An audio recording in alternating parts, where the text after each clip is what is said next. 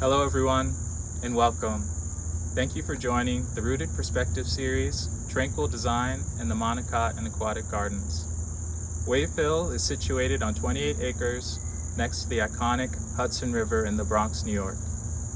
Wave Hill has many programs, including education, art galleries, and a unique collection of plants from around the world.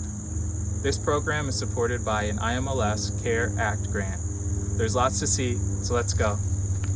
When designing a garden, there are many things to consider. What plants do you want to use? What plants or natural features already exist there? What colors or textures could be used to the greatest effect? It is also important to ask, what is the overall feeling you would like to create? The Hudson River flows from the Adirondack Mountains, passing Wave Hill on its way to the Atlantic Ocean, creating a feeling of tranquility, which is the theme of today's talk. Like many rivers, the Hudson is an awesome expression of the power of water. It is vast, at times turbulent, but always majestic, captivating the hearts and imaginations of those who visit. To me, the view of the Hudson River wading by, capped by the Palisades, helps to focus the design at Wave Hill around something that is both in constant motion and change, but also locates the garden in space and time, to something much older, the story of Earth and its elements. Water is an essential element to all life on Earth, and one of the main design features in the aquatic gardens at Wave Hill. To talk about water is to talk about many things. As you may know, water takes on many forms.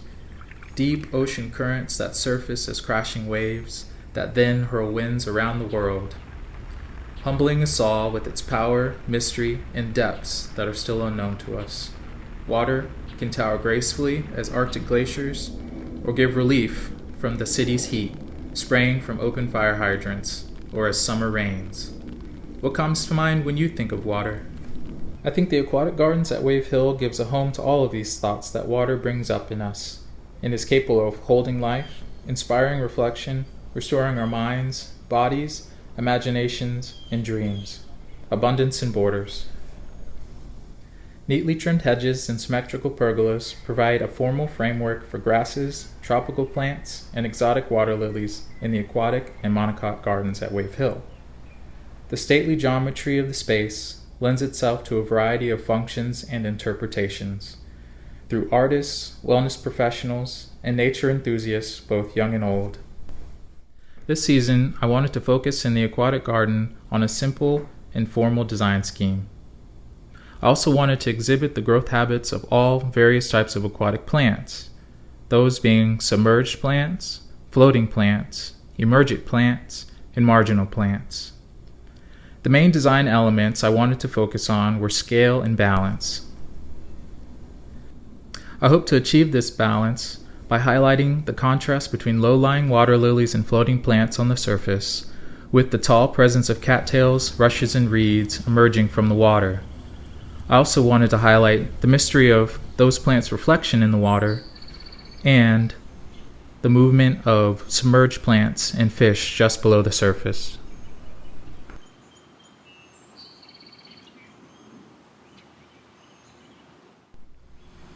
The aquatic garden is also home to lots of wildlife: fish, frogs, insects, birds, and many, many microorganisms. Along with the many plants that are accustomed to the cold winters here, even the frogs and fish lay dormant at the pond's bottom, awaiting the warming of spring. I love seeing the fish in the aquatic garden. The fish stir in me thoughts of the subconscious and the many, many leagues of the interior world within all of us. Another element highlighted at Wave Hill is the movement of air, best seen in the Monocot Gardens.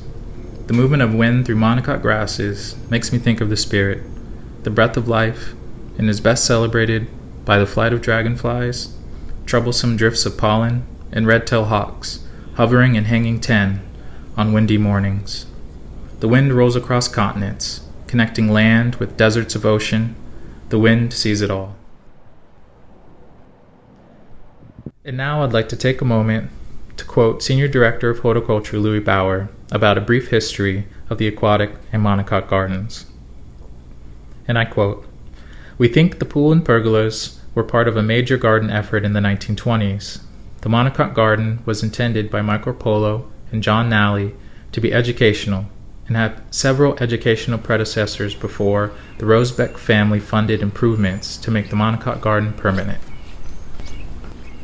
Water has been incorporated as a main design feature in gardens throughout the world for many centuries, used as an economic resource, a source of relaxation, and was often used to symbolize ideas of abundance, the natural world, and in the special case of the lotus plant, it represented enlightenment rising from the mud of life. Because of our reliance on water, people have often lived in close proximity to it. The earliest water gardens are believed to be found in Egypt, dating back 2,800 years ago. Water gardens of the past were also very popular in China, Japan, Europe, and the Middle East, and very famously at the Taj Mahal in India. The source of inspiration for this season's monocot garden was banana plants in full bloom. Monocots are a large group of over 60,000 plant species, all of which have a distinctive trait of all having only one cotyledon first leaf when they emerge from their seeds.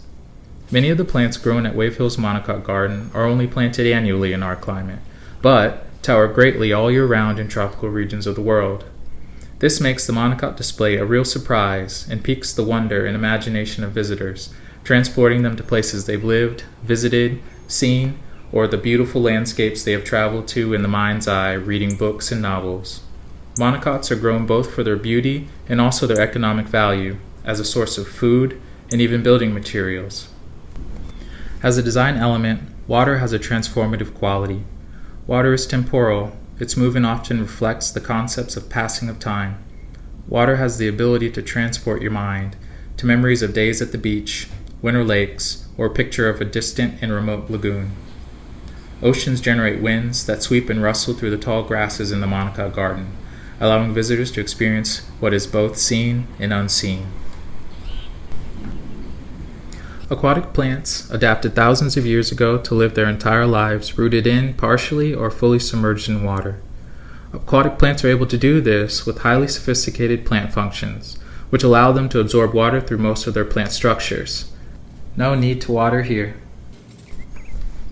The sweet smell of water lily flowers opening each morning from luminous blooms jetting out above the water surface always lets me know it's summer in the aquatic garden. The blooms of cattail grasses often remind me of some of my favorites of summer: elote, corn on the cob, or marshmallows roasting over a fire.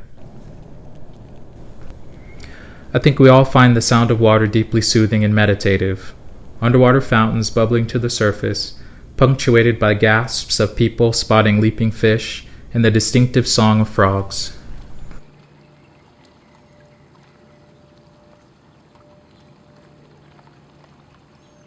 In closing, thinking back on the design philosophy again of abundance and borders, if we zoom our lens out, we can see that when viewed next to the Hudson River, Wave Hill's gardens exude an abundance within a border, and each garden is a microcosm of that philosophy.